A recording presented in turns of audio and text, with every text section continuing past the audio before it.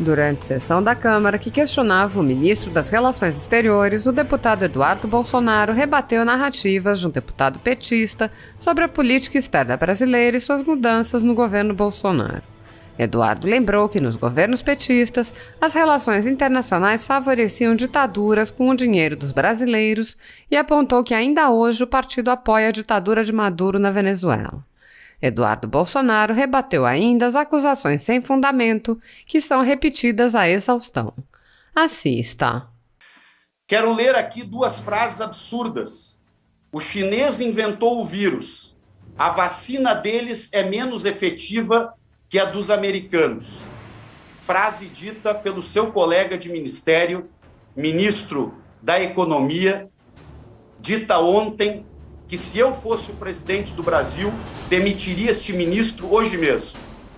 Quero lhe perguntar se o senhor acha que uma frase como essa, dita por Paulo Guedes, ajuda ou atrapalha o Brasil no combate à pandemia.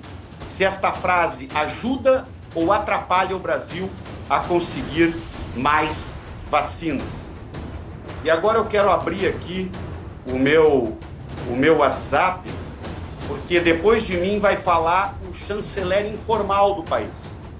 Eu acho que, inclusive, atrapalha muito o seu trabalho, ministro. Ele é filho do presidente da República, é deputado federal eleito, mas ele não deveria exercer este papel de chanceler informal. Isso atrapalha muito a diplomacia brasileira. Mas o que disse o nosso colega, deputado Eduardo Bolsonaro? Quem assistiu Chernobyl vai entender o que ocorreu. Substitua a usina nuclear pelo coronavírus e a ditadura soviética pela chinesa. Mais uma ditadura que preferiu esconder algo grave a expor tendo desgaste, mas que salvaria inúmeras vidas se o tivesse feito. A culpa é da China e a liberdade seria a solução. Talvez o deputado Eduardo Bolsonaro vá pedir desculpas e vá retirar esta frase na fala que ele fará dentro de poucos instantes aqui nesta comissão. Então, o que eu digo, ministro, e eu que faço uma pergunta final a Vossa Excelência, como é que Vossa Excelência, ministro Carlos Alberto França, e para isso contará com todo o nosso apoio, como Vossa Excelência pretende agir para impedir que o presidente Bolsonaro continue atrapalhando o esforço diplomático brasileiro para obter vacinas? Obrigado, senhor presidente.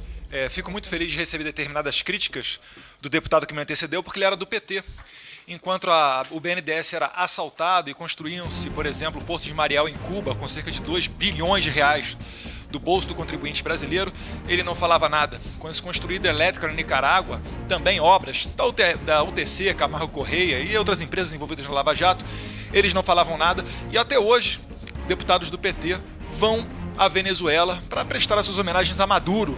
E aí, prezado chanceler França, vem a minha primeira pergunta do posicionamento do Brasil. O que é esperado para... Nós não somos aqui super-heróis, mas o que pode ser feito com relação ao tema da Venezuela, porque tem impacto na fronteira norte brasileira, na cidade de Pacaraima, em Boa Vista, chegando até a Manaus, com relação à maior crise migratória da história do nosso continente. Já são cerca de 5 milhões de venezuelanos que deixaram a Venezuela, algo em torno de 15% da sua população.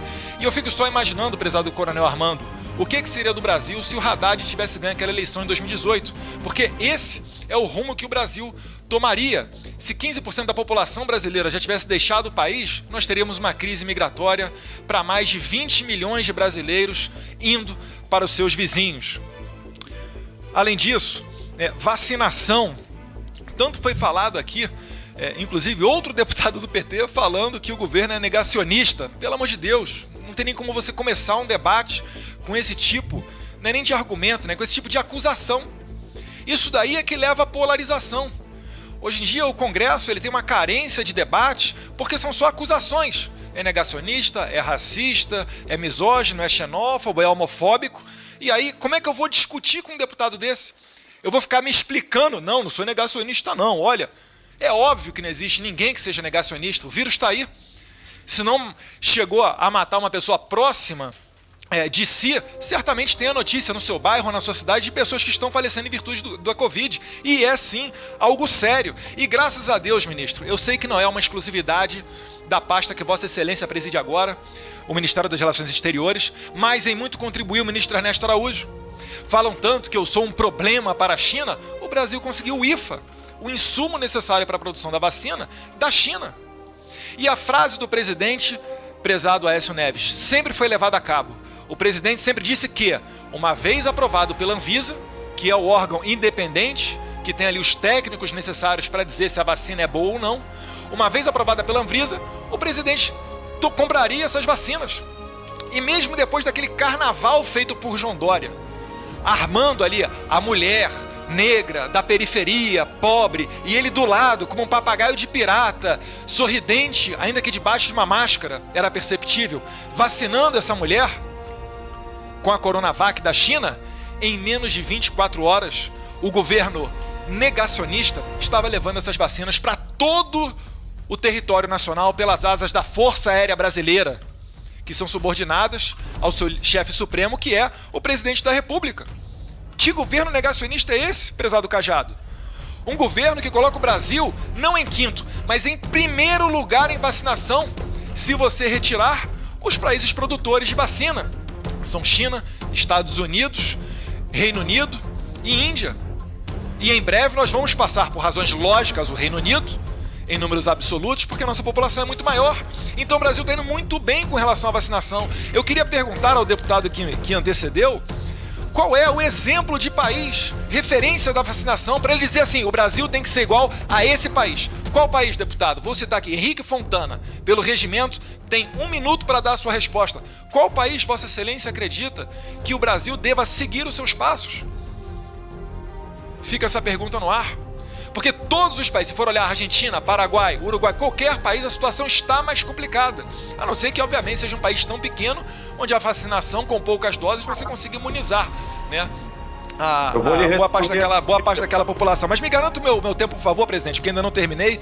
Depois aquele que nunca criticou as roubalheiras do BNDES poderá concluir, né? Porque para ele se retornar um embaixador, um chanceler, que nada faça com relação à roubalheira que foi os governos de Lula e Dilma, que foi tanta roubalheira que elegeu até uma pessoa do baixo clero como Jair Bolsonaro, sem gastar sequer $1 milhão em sua campanha, esse era o nível que o Brasil estava, ele pode se explicar. E o deputado começa, abre aspas, o único problema do senhor é ser ministro do Bolsonaro. Prezado embaixador França, entenda que esses que estão aqui, eles só não estão atacando o senhor ainda porque eles não têm argumentos, eles não têm motivo.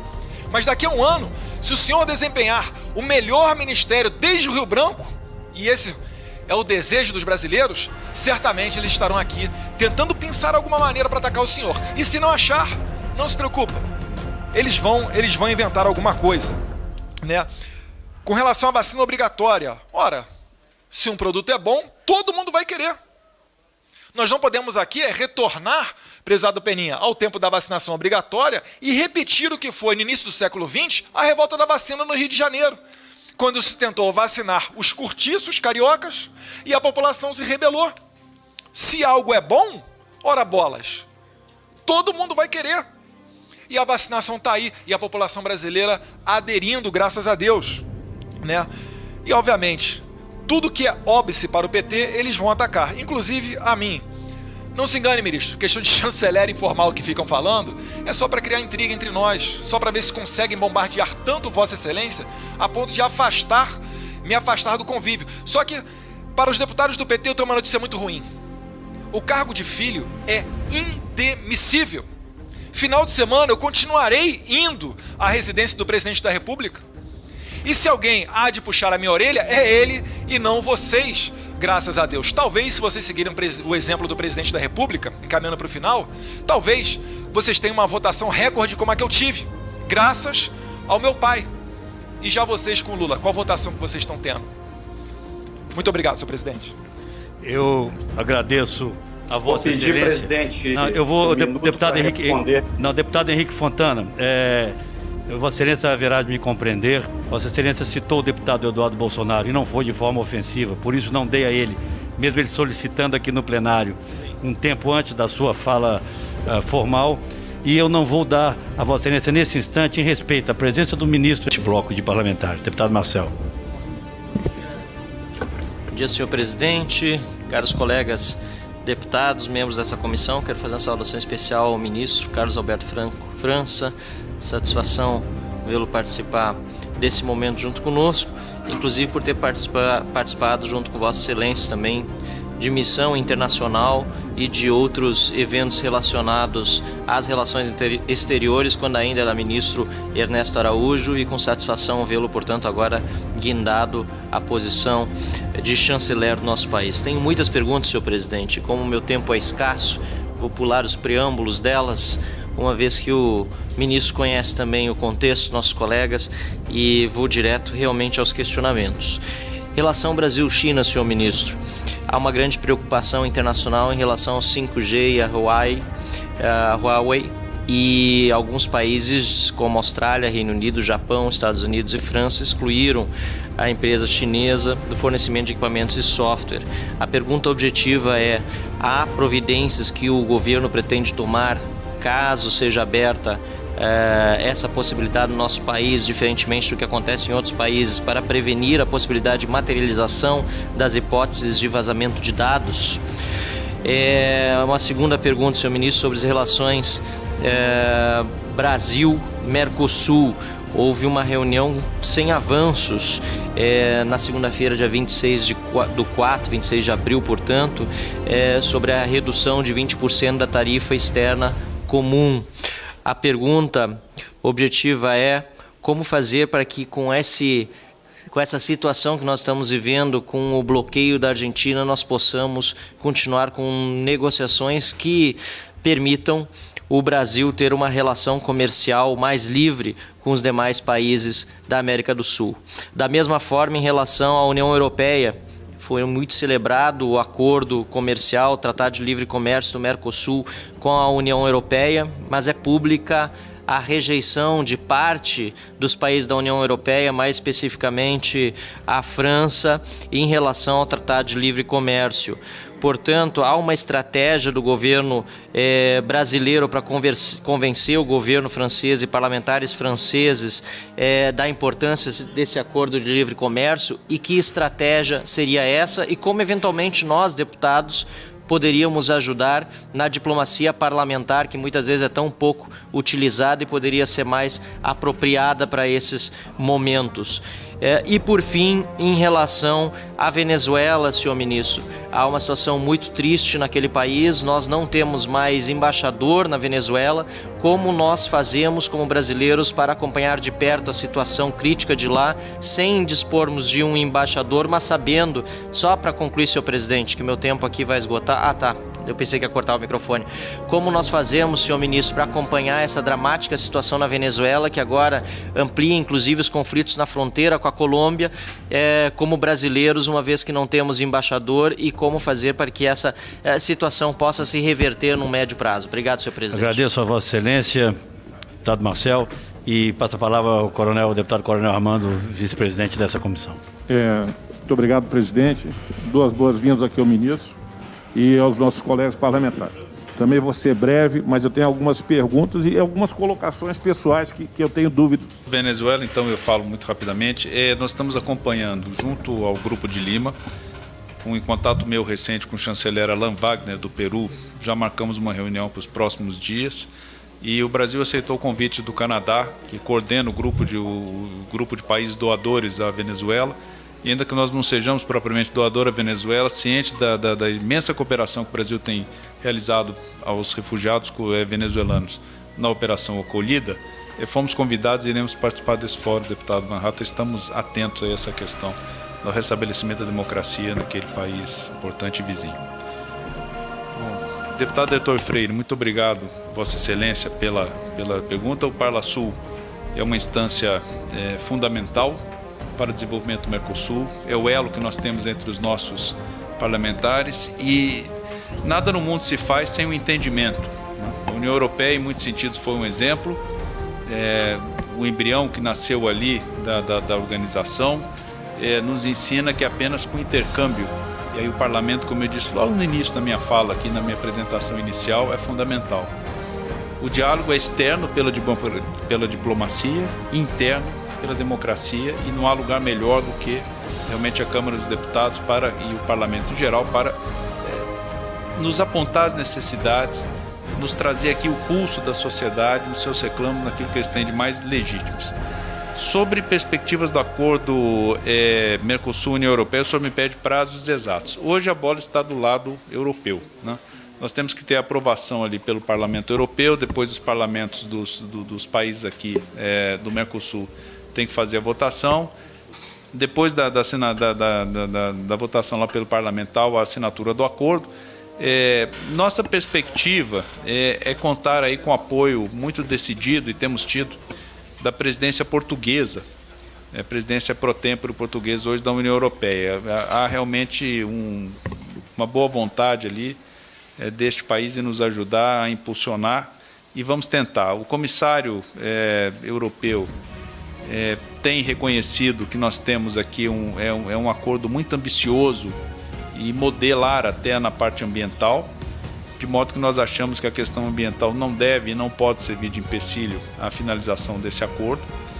O que eu tiver de esclarecimento faremos através da side letter. Com otimismo, eu poderia dizer ao senhor que talvez consigamos terminar ele até o final do ano que vem, mas hoje depende mais dos europeus do que nosso aqui, né? Ao deputado Zaratini, eu queria agradecer ao líder aí as suas perguntas. Eu me fixaria aqui na questão da Amazônia. Eu entendo que a questão de apreensão de madeira tem uma visão que me passou o ministro Salles, a outra que eu conheci só pela imprensa, e eu acho que eu não teria que me manifestar sobre essa questão, que não afeta ao Ministério das Relações Exteriores.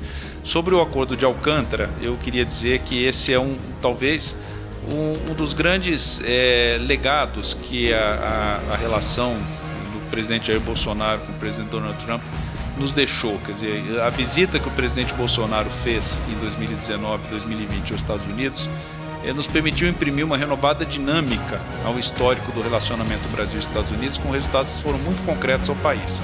E eu destacaria, além do acordo de salvaguardas tecnológicas, né, aqui de Alcântara, a designação do Brasil como aliado prioritário Extrotan, a assinatura do acordo de pesquisa, desenvolvimento, teste e avaliação, o apoio norte-americano à accessão do Brasil ao CDE e a assinatura do protocolo ao Acordo de Comércio e Cooperação Econômica com seus anexos sobre facilitação de comércio, boas práticas regulatórias e anticorrupção, que recentemente chegou aqui à análise de Vossas Excelências nesta casa, aqui no Parlamento, né? Da mesma maneira, nós criamos, fortalecemos e restabelecemos mecanismos de diálogo e cooperação bilateral em diversas frentes. Por que eu digo isso? Porque eu acho que a nossa relação aqui com os Estados Unidos, ela é uma relação que tem realmente uma substância bastante grande. E essa agenda substantiva entre Brasil e Estados Unidos, que é ancorada na importância estratégica e que reciprocamente nossos países atribuem ambos, né, um ao outro, nos valores compartilhados, interesses estruturais de longo prazo, eles não serão alterados. Eu acho que sim, claro, a assunção do presidente Biden enseja modulações de forma e de tom nas relações bilaterais, mas eu creio que a essência não será afetada. O Acordo de Alcântara não precisa de autorização congressual norte-americana. E hoje mesmo às 5 da tarde eu terei a honra de estar acompanhando o presidente da República, e em solenidade será presidida pelo comandante da Aeronáutica, em que nós vamos ter aí o anúncio das empresas que vão operar a base de Alcântara. Então vai ser um evento hoje às 5 da tarde, na base aérea de Brasília, na ala 1, e vamos poder ter. E esse tema é um tema prioritário que eu pretendo tratar com o secretário de Estado norte-americano, o secretário Blinken, com quem já pedi, inclusive, um encontro virtual, e esse será um tema bastante importante. Deputado Nishimori, me agradeço a Vossa Excelência, tive a oportunidade de conviver com o senhor em mais de uma viagem que o senhor acompanhou o presidente da República ao seu estado do Paraná, e também as 2 viagens que o presidente fez ao Japão. Conheço o seu ativismo, sei da defesa que o senhor tem da comunidade brasileira que vive no Japão, da liderança que o senhor tem lá, e como o senhor ajuda o Itamaraty ao fazer essa ponte fundamental entre a colônia brasileira no Japão e o nosso Itamaraty. A Apex realmente estamos trazendo um novo presidente, um diplomata de carreira, Augusto Pestana, de excelente currículo, foi por quase 2 anos, ou pouco mais de 2 anos, diretor de negócios, e eu até agradeço aqui publicamente ao Almirante Segovia pela gestão dos 2 primeiros anos aqui do governo Jair Bolsonaro, na gestão do ministro Ernesto Araújo, mas eu julguei conveniente devolver a presidência da Apex a um diplomata. Foi assim com o embaixador Roberto Jaguaribe, tinha sido assim com o embaixador Mário Vilalva, e eu julgo que o ministro Augusto Pestana tem todas as condições para desenvolver o trabalho. A Apex depende diretamente do Itamaraty e é um órgão fundamental. Quero incentivar muito a parte de promoções de comércio e investimentos. O ministro Augusto Pestana é fundamental para esse trabalho. Sobre a Bolívia, eu não penso que nós temos uma dependência do gás, temos uma interdependência. Em mais de 20 anos de fornecimento, nunca faltou uma molécula de gás sequer aqui. O acordo de gás com a Bolívia, quer dizer, é fundamental ao governo boliviano para o seu equilíbrio fiscal, para a sua segurança energética e também uma imensa fonte de recursos. Mas o gás boliviano fez parte aqui do crescimento industrial, ajudou a indústria paulista, chega hoje até o Rio Grande do Sul e é uma prova, enfim, em que a cooperação transforma a rivalidade em interesse pragmático. Então, é um exemplo que eu acho que deve ser seguido, assim como é a binacional de Itaipu. E sobre os estudantes brasileiros, já havia falado aqui, é uma preocupação nossa. A Bolívia tem fechado a fronteira de maneira intermitente por razões sanitárias, mas nós estamos aí já muito atentos e apoiando a comunidade brasileira que precisa retornar à Bolívia para estudar. Deputado Peninha, agradeço a Vossa Excelência a pergunta. Eu já dizia aqui que eu pretendo ampliar a rede consular, não apenas para assistência a brasileiros, mas também ao empresário brasileiro. A oportunidade que o senhor menciona aqui de abertura de um consulado honorário do Brasil em Odessa está em análise hoje pelas autoridades ucranianas, esperamos que aprovem. Então, ótimo. Então, estamos aí já prestes aí, então, a poder fazer essa abertura, e eu gostaria até de ter mais consulados de carreira na Europa. Eu acho que nós temos uma rede consular que pode ser aprimorada ali, como também na Ásia, não é? E conte conosco em relação aí a uma possível ida à Ucrânia. Estou muito ciente aí das questões do meio ambiente, de Santa Catarina, não só a questão do meio ambiente, mas também a questão comercial.